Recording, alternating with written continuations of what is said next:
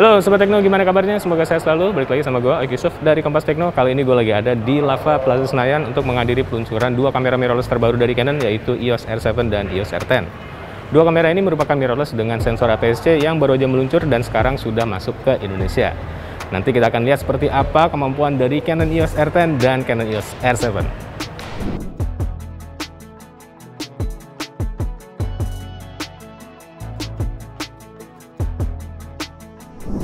Canon EOS R7 dan R10 sebenarnya sudah diperkenalkan secara internasional pada akhir Mei lalu, tapi baru resmi meluncur bulan ini di Indonesia. Keduanya merupakan rangkaian kamera pertama dari Canon yang menggunakan mounting lensa RFS dengan sensor berukuran APS-C. Dengan kata lain, EOS R7 dan R10 merupakan adik dari kamera mirrorless full frame Canon, seperti EOS R6, R5, hingga R3. Desain bentuk fisiknya mirip kamera seri EOS R, yaitu serupa DSLR mini dengan punuk berisi electronic viewfinder di bagian tengah. EOS R7 dan R10 pun punya sejumlah kesamaan, seperti mampu merekam video 4K dengan oversampling tanpa crop, touchscreen fully articulated, dan teknologi autofocus yang diwariskan dari kamera flagship EOS R3. Canon Dual Pixel AF2 dan Deep Learning di kedua kamera mampu mengunci fokus dengan gesit dan otomatis menyasar mata subjek foto. Meskipun seperti anak kembar, nyatanya ada sejumlah perbedaan penting di antara EOS R7 dan EOS R10, baik dari segi desain fisik maupun spesifikasinya. Oke, nah ini adalah dua kameranya, EOS R7 dan Canon EOS R10. Di samping kanan gue ini adalah yang R10, sementara ini adalah EOS R7. Dua kamera APS-C terbaru dari Canon dengan mounting yang baru juga, yaitu RFS.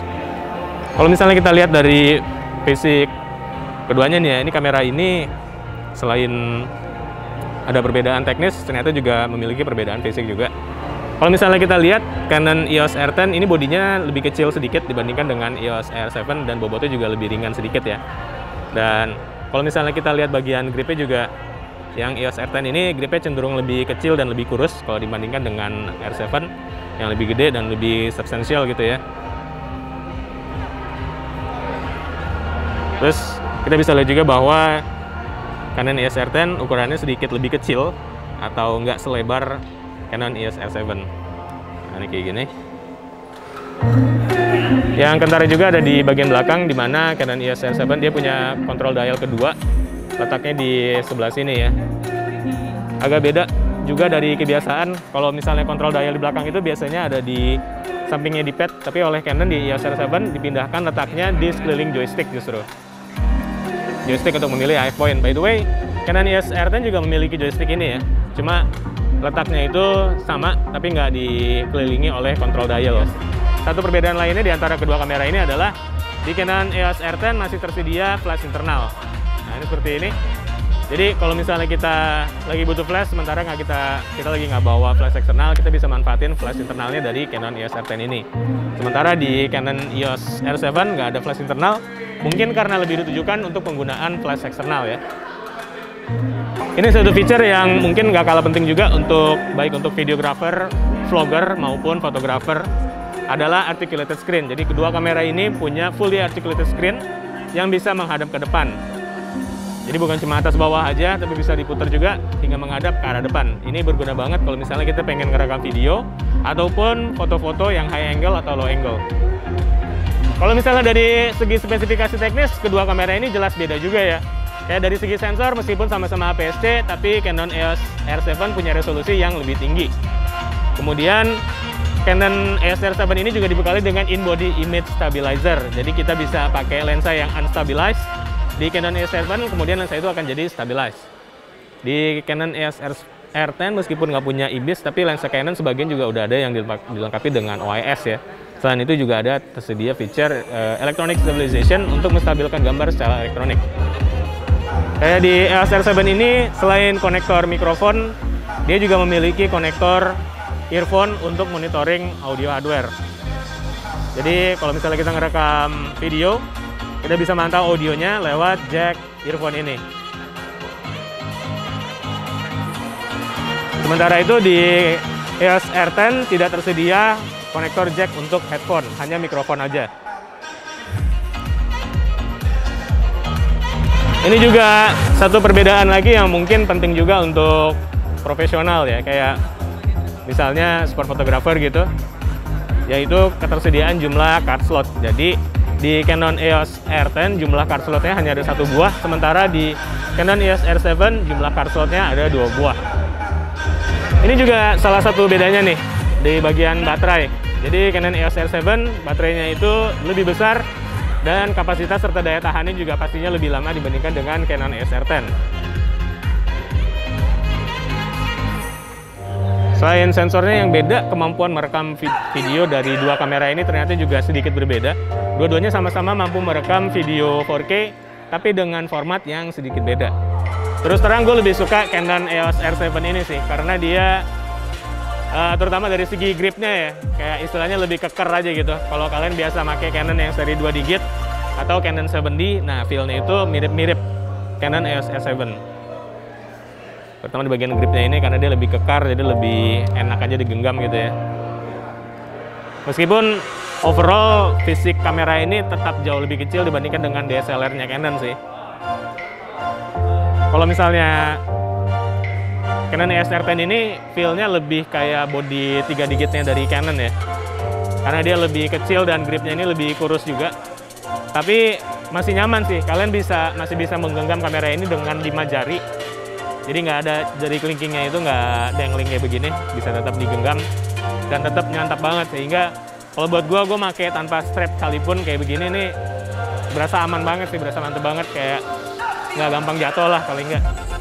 Berhubung dua kamera tadi itu merupakan kamera dengan sensor APS-C, Canon juga merilis lensa baru yang khusus ditujukan untuk kamera dengan sensor APS-C, yaitu R7 dan R10. Nah ini adalah salah satu lensa barunya 1845. Dan ini merupakan jenis zoom yang collapsible ya. Jadi sebelum bisa pakai, kita harus extend kayak dulu seperti ini. Nah, kayak gitu. Selain lensa-lensa RFS, baik Canon R10 maupun R7 nanti juga bisa pakai lensa-lensa dari seri full frame mirrorless Canon ya, yang lensa RF. Jadi sama kayak lensa IF dulu bisa dipasang di body IFS. Jadi kalian nggak perlu khawatir kekurangan lensa karena lensa full frame-nya juga bisa dipakai di dua body ini. Dari spesifikasi dan fiturnya bisa diduga bahwa kedua kamera ini punya segmen audiens yang beda. EOS R10 cocok untuk pengguna casual seperti hobbyist atau creator content. Sementara itu, EOS R7 dengan IBIS, dual card slot, headphone jack, weather sealing, baterai lebih besar, hingga berspeed 30 frame per detik kayaknya lebih cocok buat profesional yang butuh kecepatan atau jangkauan tele lebih jauh, atau dua-duanya. Peranannya mungkin mirip dengan DSLR EOS 7D dulu. Gue sempat nyoba sebentar EOS R7 di lokasi acara. Meskipun nyobanya dengan lensa RF 100-400 f56 f8 yang jelas bukan lensa indoor, nyatanya kamera ini nggak kesulitan mengunci fokus di subjek yang bergerak sekalipun. Kualitas gambarnya juga lumayan oke untuk ukuran APS-C di ISO tinggi.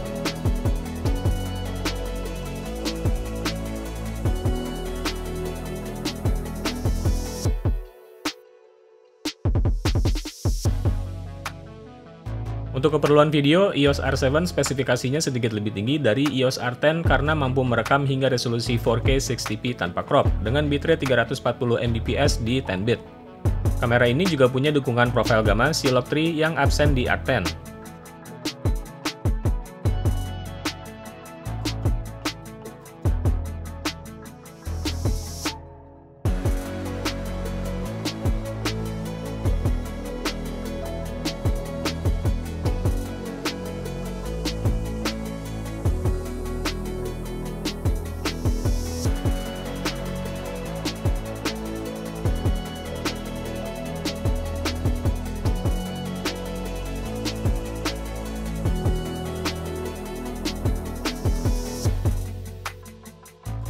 Oh iya, Canon sebelumnya udah punya lini kamera mirrorless APS-C, yaitu EOS M. Tapi ke depan kayaknya seri EOS R macam R7 dan R10 ini yang bakal dikembangin. Apalagi lensanya juga saling kompatibel dengan EOS R full frame. Nah, Sobat Tekno, itu tadi hands-on singkat kita bersama dua kamera mirrorless terbaru dari Canon, yaitu Canon EOS R7 dan Canon EOS R10. Kalau misalnya kalian berminat, kedua kamera ini sudah mulai dijual di Indonesia bersama dengan lensa-lensa seri RFS untuk mounting APS-C.